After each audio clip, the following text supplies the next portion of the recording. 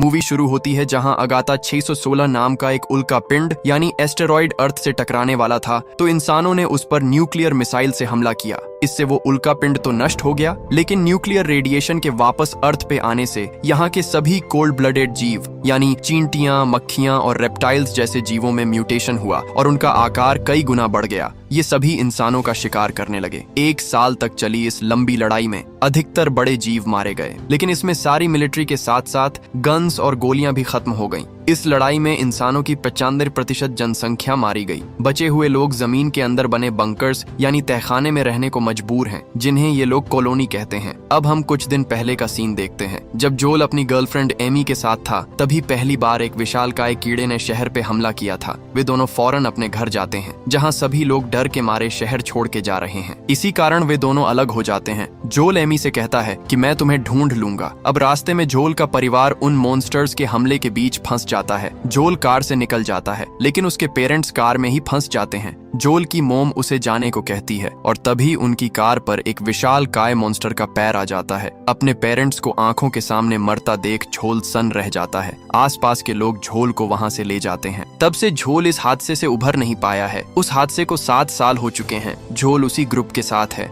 जिन्होंने झोल की जान बचाई थी। इस बंकर में सभी अपने अपने पार्टनर्स के साथ रहते हैं, सिवाय झोल के। झोल की घबराहट के चलते उसे बाहर जाके खाना लाने या मॉन्स्टर से लड़ने में शामिल नहीं किया जाता। झोल बंकर में सभी के लिए खाना बनाता है, सफाई करता है और पिछले 7 सालों से झोल ऐसे ही अपना जीवन जी रहा है। तभी एक दिन उनके बंकर में एक विशालकाय चींटी घुस जाती है। ग्रुप के सभी मर्द उस मॉन्स्टर से लड़ने के लिए तैयार होते हैं। झोल को भी इसका हिस्सा बनना था, लेकिन सभी उसे मना कर देते हैं। अब 4 लोगों का एक ग्रुप उस मॉन्स्टर को मारने जाता है और बाकी सभी थर्मल कैमरे से उन्हें देख रहे हैं। तभी उन 4 में से एक को वो मॉन्स्टर पकड़ लेता है। अपने साथियों को खतरे में देख झोल से रहा नहीं जाता और वो उन्हें बचाने चला जाता है। तभी उसे एक विशाल काय मॉन्स्टर की परछाई दिखती है। उस मॉन्स्टर के मुंह में उनका एक साथी है। ये देख झोल का डर उस पर हावी हो जाता है और झोल अपनी जगह पे जम जाता है। अब वो विशाल चींटी उसकी तरफ बढ़ती है। झोल अपनी आंखें बंद कर लेता है, लेकिन जैसे ही झोल अपनी आंखें खोलता है, उस चींटी का सर झोल के पैरों में होता है। ग्रुप के 2 लोगों ने उस चींटी को मार दिया था। इस घटना को भुलाने के लिए झोल रेडियो पे किसी से बात करता है। वो शख्स थी एमी। उस हादसे में एमी बच गई थी, लेकिन एमी की कॉलोनी यहाँ से बहुत दूर है, इसीलिए वो दोनों पिछले 7 सालों से मिले नहीं हैं। हम देख सकते हैं कि एमी को खोजने के लिए जोल ने कई सारे स्टेशन से बात की थी, तब जाके उसे एमी का पता चला। दोनों एक दूसरे से बात करके काफी खुश है। तभी अचानक से रेडियो बंद हो जाता है। आज मौत को अपने सामने देख झोल थोड़ा परेशान है। वो ऐसे बंकर में अपनी मौत का इंतजार नहीं कर सकता। वो हिम्मत करके अपने साथियों से पूछता है कि एमी की कॉलोनी यहाँ से कितनी दूर है। तो वो कहते हैं कि एमी की कॉलोनी यहाँ से लगभग 140 किलोमीटर दूर वेस्ट के कोस्टल बीच की तरफ है। जोल कहता है कि मुझे वहाँ जाना है। उसके साथी कहते हैं कि तुम्हें वहाँ पहुँचने में कम से कम 7 दिन लगेंगे और सबसे ट्रेन इंसान भी 3-4 दिन से ज्यादा ऊपर जमीन पर जिंदा नहीं रह सकता। लेकिन जोल ने अपना मन बना लिया था, या तो वो एमी से मिलेगा या फिर एमी से मिलने की कोशिश में अपनी जान देगा। जोल को लगता है कि वो यहाँ रहना डिजर्व नहीं करता। वो इन लोगों पर बोझ है, लेकिन शायद जोल गलत था। उसके दोस्तों ने जोल के लिए एक मैप बनाया ताकि उसे एमी की कॉलोनी ढूंढने में आसानी हो। अब जोल इतने सालों में पहली बार उस तहखाने से बाहर आया है। एमी की कॉलोनी वेस्ट की तरफ थी, लेकिन जोल को ये तक नहीं पता था कि वेस्ट कहाँ है। बिना कुछ जाने वो बस आगे बढ़ जाता है। कुछ ही दूर चलने पे जोल को किसी बड़े जीव की आवाज सुनाई देती है। वो फौरन पास के घर में छुपने जाता है, लेकिन वहाँ के पुल में पहले से ही एक भयानक मेंढक मौजूद है, जिसे झोल की खुशबू आ जाती है। झोल उसे देख के फिर से जाम हो जाता है। झोल का सफर शुरू होते ही खत्म। अब वो मॉन्स्टर अपनी जीभ से झोल पर हमला करता है, लेकिन कोई झोल को धक्का देकर वहाँ से हटा देता है। ये एक डॉग है। दरअसल ये मॉन्स्टर डॉग से थोड़ा डरते हैं। तभी वो मॉन्स्टर फिर से हमला करता है और इस बार वो झोल की टांग पकड़ लेता है और अपनी तरफ खींचने लगता है। तभी वो डॉग उस मॉन्स्टर की जीभ को काट लेता है और मॉन्स्टर की पकड़ छूट जाती है, जिसका फायदा उठा के झोल और वो डॉग वहाँ से भाग जाते हैं। अब वो डॉग एक बस में चला जाता है। दरअसल ये बस इस डॉग का घर है, लेकिन इस डॉग की ओनर मारी जा चुकी है। तभी झोल को दिखता है कि दीवार पे बोए लिखा है। झोल के बोए कहते ही वो डॉग उसकी तरफ देखता है। तभी झोल को एक रेड ड्रेस दिखती है। बोए तुरंत झोल के हाथ से वो ड्रेस ले लेता है। ये ड्रेस बोए के ओनर की आखिरी निशानी थी। अब झोल रात को वहीं रुकता है और सुबह होने पे वहां से निकल जाता है, लेकिन बोए भी वो लाल ड्रेस लिए उसके पीछे पीछे आता है। झोल समझ जाता है कि बोए को भी उसके साथ चलना है। वो बोए से ड्रेस लेके अपने बैग में डाल लेता है पूरी तरह बर्बाद और तबाह हो चुके इलाकों से होते हुए वो दोनों धीरे धीरे अपनी मंजिल की तरफ बढ़ते हैं। तभी जोल को कुछ लाल कलर के फ्रूट्स दिखते हैं। जोल को बहुत तेज भूख लगी थी, वो उन्हें खाने लगता है। तभी बोए उसका पांव खींचता है, मानो बोए उसे ये फल खाने से रोक रहा हो। जोल समझ जाता है कि ये फ्रूट्स खाने लायक नहीं है। जोल की ड्राइंग अच्छी थी तो वो रास्ते के अनुभव को अपनी एक बुक में लिखते हुए चल रहा होता है। तभी उसे दो लोग मिलते हैं जिनका नाम है क्लाइड और माइनो। क्लाइड कहता है कि तुम्हें यहाँ ऐसे अकेले नहीं होना चाहिए। जोल कहता है कि मैं अपनी गर्लफ्रेंड की कॉलोनी ढूंढ रहा हूँ जो वेस्ट के कोस्टल बीच की तरफ है। क्लाइड कहता है कि हम नॉर्थ की तरफ जा रहे हैं जहाँ पहाड़ और बर्फ है। सुना है कि वहाँ एक कॉलोनी है और ठंड होने के कारण ये जीव वहाँ नहीं आ सकते। क्लाइड कहता है कि अभी तक हम दोनों के रास्ते एक ही हैं, तुम चाहो तो हमारे साथ आ सकते हो। जोल अपनी खुशी छुपाते हुए मान जाता है। चलो, कम से कम जोल अब सही दिशा में तो है। अब कुछ देर चलने के बाद वे लोग एक पहाड़ पर रुकते हैं जहाँ माइनो उसे क्रॉसबो चलाने को कहती है, लेकिन जोल का निशाना बेहद खराब है तो माइनो उसे क्रॉसबो चलाना सिखाती है। माइनो कहती है कि मेरे पिता हमारी कॉलोनी के सबसे अच्छे तीरंदाज यानी आर्चर थे, लेकिन कुछ जीवों ने हमारी कॉलोनी पर हमला किया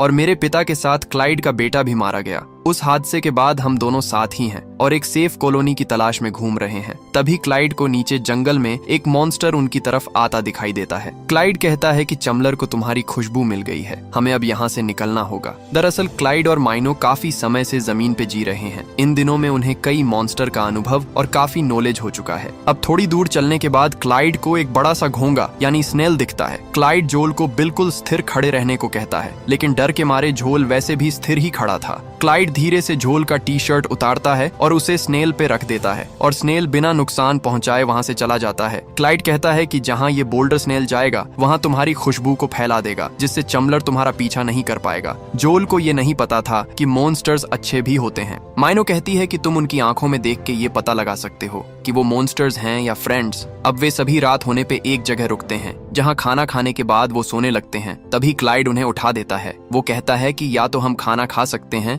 या हम सो सकते हैं, दोनों नहीं कर सकते, क्योंकि हमारे खाने की खुशबू से वो मॉन्स्टर्स यहाँ आ जाएंगे तो हमें अब यहाँ से निकलना होगा। अब अगली सुबह माइनो उसे टारगेट प्रैक्टिस करवाती है और कहती है कि अपने मन को शांत करो, और जोल बिल्कुल निशाने पे तीर चलाता है। ये देख माइनो बेहद खुश हो जाती है और जोल को गले लगा लेती है। इतने समय से अपने परिवार के बिना रही माइनो को जोल में अपना बड़ा भाई दिखने लगा था। अब ऐसे ही कुछ दिन निकलते हैं। क्लाइड और माइनो जोल को इन मॉन्स्टर से भरे जंगलों में रहने के तरीके सिखाते हैं, जैसे इस तरह के पौधों की जानकारी देते हैं जिनसे किसी जहरीले जानवर के जहर का असर खत्म किया जा सके। कई सारे मॉन्स्टर के बारे में बात करते हुए वो अभी मौजूद सबसे खतरनाक मॉन्स्टर सैंड गोबलर और उनकी रानी के बारे में बताते हैं। क्लाइड कहता है कि सैंड गोबलर्स जमीन के अंदर चलते हैं, कंपन और आवाज का पीछा करते हैं, लेकिन क्वीन उनसे आकार में कई गुना बड़ी और खतरनाक है। उसका पंख जमीन के ऊपर दिखाई देता है। अगर तुमने जरा सी भी आवाज की तो तुम्हारा खेल खत्म। इधर माइनो उसे रोज टारगेट प्रैक्टिस करवाती है, जिसमें जोल हर बीतते दिन के साथ और भी बेहतर होता जा रहा था। आखिर 5 दिन के सफर के बाद वो उस जगह जाती है जहाँ से इन दोनों के रास्ते अलग होने वाले थे। क्लाइड उसे अपने साथ चलने को कहता है। वो कहता है कि अकेले यहाँ रहना मुश्किल है, हम साथ रहेंगे तो जिंदा रहने के चांसेस ज्यादा हैं।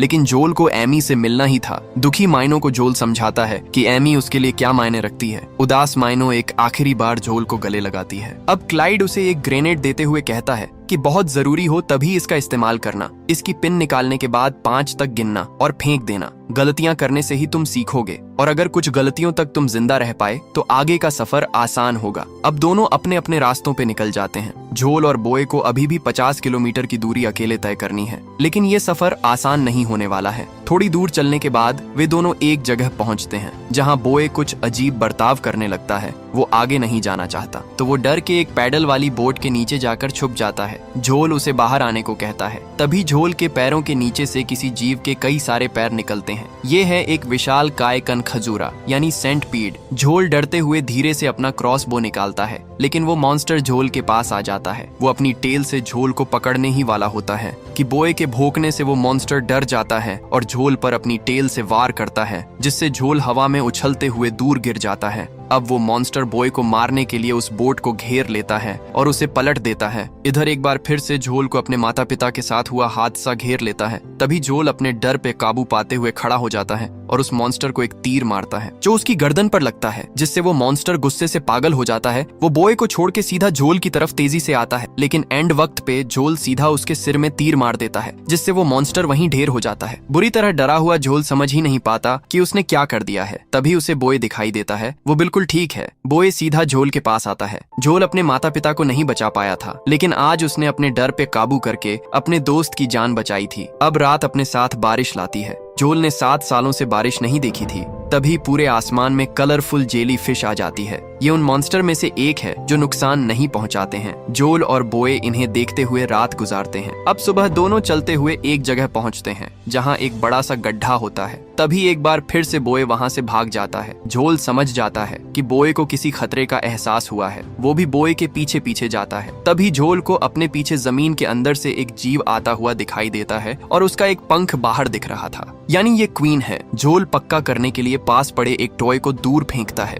ये देखने के लिए कि ये जीव आवाज और कंपन का पीछा करता है या नहीं। जोल बिना 1 सेकंड खराब किए वहां से भागता है और अब वो क्वीन ठीक उनके पीछे है। अचानक भागते भागते झोल नीचे गिर जाता है, जिससे उसका बैग भी निकल जाता है। झोल बॉय के पीछे पीछे एक पेड़ के तने में छुप जाता है। क्वीन उन दोनों द्वारा की हुई एक आवाज या एक कंपन का इंतजार कर रही है। बेचैन और डरा हुआ बॉय कोई आवाज ना करें, इसीलिए झोल उसका मुंह बंद कर देता है। ये तरकीब काम आती है और कोई आवाज न आने के कारण क्वीन वहां से चली जाती है। तभी हवा के एक झोंके से वो रेड ड्रेस नदी में गिर जाती है। बॉय ये देखकर फौरन उस ड्रेस की तरफ भागता है। झोल उसे बहुत रोकता है, लेकिन बॉय नदी में कूद जाता है। क्वीन को वापस बुलाने के लिए इतना काफी था। क्वीन को बॉय की तरफ आता देख झोल भाग के अपने बैग की तरफ जाता है और वो ग्रेनेड निकाल लेता है। जल्दी से पिन निकाल के 5 तक गिनता है, लेकिन ग्रेनेड हाथ से फिसल जाता है। जोल वो ग्रेनेड उठाए तब तक क्वीन वहां आ जाती है। जोल ग्रेनेड क्वीन के मुंह में फेंकते हुए नदी में कूद जाता है और क्वीन के चिथड़े उड़ जाते हैं। ये देख झोल को यकीन नहीं होता। वो अपनी बहादुरी से बेहद खुश है, लेकिन साथ ही साथ वो बॉय से बेहद गुस्सा है। पानी से बाहर आके झोल देखता है कि उसकी बॉडी पे कई सारे लीच जैसे जीव चिपके हैं। घबराहट के मारे झोल की हालत खराब हो जाती है। वो एक एक कर सभी को हटाता है और इन सब का जिम्मेदार बॉय को ठहराता है। वो बॉय को बहुत डांटते हुए कहता है कि आज हम दोनों मारे जाते और ये घटिया रेड ड्रेस हमारी मौत का कारण बनती। इससे बॉय नाराज हो जाता है और झोल को छोड़ के वहां से चला जाता है। झोल भी गुस्से में है, लेकिन वो लड़खड़ाने लगता है। उन लीचेस के जहर से झोल को भ्रम होने लगता है। बेहोशी की हालत में आगे बढ़ते हुए वो एक जगह आके गिर जाता है। तभी उसे वो पौधा दिखाई देता है जो जहर को काट सकता है। झोल फौरन उसे खा लेता है। अब नशे में चूर झोल आगे बढ़ता है, लेकिन ज्यादा आगे नहीं जा पाता और एक जगह बैठ जाता है। तभी उसके सामने एमी आती है। वो एमी को देख के बेहद खुश होता है और उसे किस कर लेता है और उसी के साथ एक बार फिर से बेहोश हो जाता है। इस बार होश आने पे वो एमी की कॉलोनी में था। एमी को सच में अपने सामने देख झोल हैरान है, लेकिन एमी उसे आराम करने को कहती है। झोल कहता है कि इतने लंबे समय बाद किस करके बहुत अच्छा लगा। एमी कहती है कि तुमने मुझे नहीं, इन्हें किस किया था। इससे अच्छा तो झोल तू मर जाता। खैर, तभी आता है कहानी में ट्विस्ट। एमी कहती है कि यहाँ कुछ लोग आए हैं, उनमें से एक कैप्टन है जो हमें एक सेफ जगह ले जाएंगे जहाँ ये मॉन्स्टर्स नहीं आ सकते। हम कुछ ही दिनों में यहाँ से निकलने वाले हैं। जोल को ये सुनकर थोड़ा अजीब लगता है, लेकिन तभी एमी वहाँ से चली जाती है। जोल सिर्फ एमी के लिए आया था, लेकिन एमी के पास जोल के लिए वक्त ही नहीं था। अब जोल अपने रूम से बाहर आता है तो कॉलोनी की सुंदरता को देखकर वो हैरान हो जाता है। इतना काफी नहीं था कि बाहर आने पे उसे बीच भी दिखता है, यानी एमी की कॉलोनी अंडरग्राउंड तो थी, लेकिन पीछे समुंदर होने से वो लोग सेफ थे। ये मॉन्स्टर्स पानी में नहीं आ सकते। जोल को बाहर देख एमी उससे बात करने आती है। तभी पीछे से कैप्टन और उसके कुछ साथी वहां आ जाते हैं। एमी कहती है कि ये जोल है और ये 7 दिनों का लंबा सफर तय करके यहाँ पहुंचा है। कैप्टन ये सुन के जोल से बेहद प्रभावित होता है। कैप्टन कहता है कि वो आर्मी में था और अब वो बचे हुए लोगों को अपने जहाज के जरिए एक बेस पे ले जाता है जहां वो इन मॉन्स्टर से दूर आराम से जी सकते हैं। अब कुछ समय बाद दोनों को अकेले में बात करने का मौका मिलता है। जोल कहता है कि तुम्हें पता है कि मैं तुम्हारे लिए ही यहाँ आया हूँ, लेकिन तुम मुझे देख के खुश क्यों नहीं हो। एमी कहती है कि 7 सालों में बहुत कुछ बदल गया है। मैंने अपने मोम डैड को खोया है और पिछले साल मैंने एक ऐसे इंसान को खोया जो मेरे बेहद करीब था, यानी एमी का यहाँ पे एक बॉयफ्रेंड था। जोल की दुनिया हिल जाती है। अब उसे अपनी गलती का एहसास होता है। वो बिना एमी से पूछे बिना उसे बताए यहाँ आ गया था। एमी कहती है कि ये मेरी गलती है, मुझे रेडियो पे तुम्हें बता देना चाहिए था। लेकिन एमी खुश है कि जोल यहाँ आ गया है। अब वो साथ में यहाँ से निकल के हमेशा के लिए इन मॉन्स्टर से छुटकारा पा सकते हैं। लेकिन एक दोस्त की तरह जोल कुछ भी सोचने की हालत में नहीं है। कुछ देर बाद जोल वहाँ के रेडियो से अपनी कॉलोनी से बात करने की कोशिश करता है, लेकिन बात नहीं हो पाती। तभी एक आदमी आके जोल को कुछ फ्रूट्स और बियर लाके देता है। वो कहता है कि यहाँ से निकल के एक नए सफर की शुरुआत की खुशी में कैप्टन ने आज सबको अपनी तरफ से पार्टी दी है। अब जोल अपने दोस्तों के द्वारा दिए गए मैप को देखता है, जिसके पीछे उन सभी ने जोल के लिए मैसेजेस लिखे थे। अब जोल को समझ आता है कि वो कितना गलत था। उसकी कॉलोनी के दोस्त उसे कितना प्यार करते थे, लेकिन उन्हें छोड़ के वो यहाँ आ गया था। तभी रेडियो पे जोल की कॉलोनी से रिप्लाई आता है। वो सब जोल की आवाज सुन के बेहद खुश हैं। उन्हें यकीन नहीं होता कि जोल सच में एमी की कॉलोनी पहुंच गया है। जोल उन्हें अपने साथ हुई सारी बातें बताता है। सभी ये सुन के हैरान थे कि जोल इतना सब कैसे कर पाया। जोल पूछता है कि तुम लोग कैसे हो। वो कहते हैं कि तुम्हारे जाने के बाद यहाँ कई बार हमले हुए, ये कॉलोनी अब सुरक्षित नहीं है। तभी रेडियो का कनेक्शन टूट जाता है। जोल के दिमाग में सब कुछ साफ हो जाता है। वो अपने दोस्तों को पीछे छोड़ के कैप्टन के साथ नहीं जाने वाला। वो फिर से अपने दोस्तों के पास जाने की तैयारी करता है। तभी उसकी नजर टेबल पर रखी बियर और उन फ्रूट्स पे पड़ती है। जोल को कुछ अजीब लगता है। वो अपनी बुक खोल के देखता है तो उसका शक यकीन में बदल जाता है। ये वही फ्रूट्स थे जिन्हें खाने के लिए बॉय ने मना किया था। जोल भाग के ये बात एमी को बताने जाता है, लेकिन बाहर सभी उस फ्रूट के नशे में हैं। एमी ने भी वो फ्रूट्स खा लिए थे। जोल उसे समझाने की कोशिश करता है, लेकिन एक एक कर सभी बेहोश होने लगते हैं। तभी पीछे से डायना जोल के सर पे वार करती है। होश में आने के बाद जोल खुद को और कॉलोनी के सभी लोगों को बंधा हुआ पाता है। दरअसल ये लोग कई सालों से यही करते आ रहे हैं। बची हुई कॉलोनी में जाते हैं और उनके खाने पीने के सामान चुराते हैं। कहानी का ट्विस्ट अभी बाकी था। कैप्टन कहता है कि वो अपने जहाज को चलाने के लिए फ्यूल कहाँ से लाए, सब कुछ खत्म हो चुका है, इसीलिए हमने एक मॉन्स्टर को पकड़ रखा है। वो हमारे जहाज को खींचता है और बदले में हम उसे कॉलोनी के लोगों को खाने देते हैं। अब कैप्टन अपने रिमोट से उस मॉन्स्टर को यहाँ बुलाता है। समुंदर की गहराई में एक काला साया इनकी तरफ बढ़ता है। ये था एक विशाल काय केकड़ा यानी क्रैब। सभी वहाँ से भागने लगते हैं। तभी एमी पूरी ताकत से अपने बंधे हुए हाथ को खींचती है और खुद को आजाद कर लेती है, और इसी के साथ वो जोल को भी छुड़ा देती है। वो कहती है कि मैं इन तीनों को रोकती हूँ, तुम इस मॉन्स्टर को रोको। अब एमी गेट का टुकड़ा लेके गोलियों से बचते हुए सीधा उनमें से एक आदमी रोको पर हमला कर देती है। दोनों बेहोश हो जाते हैं। तभी वो मॉन्स्टर नजदीक आने लगता है। डरा हुआ जोल पास पड़ी रोड को लेकर उस मॉन्स्टर की तरफ भागता है।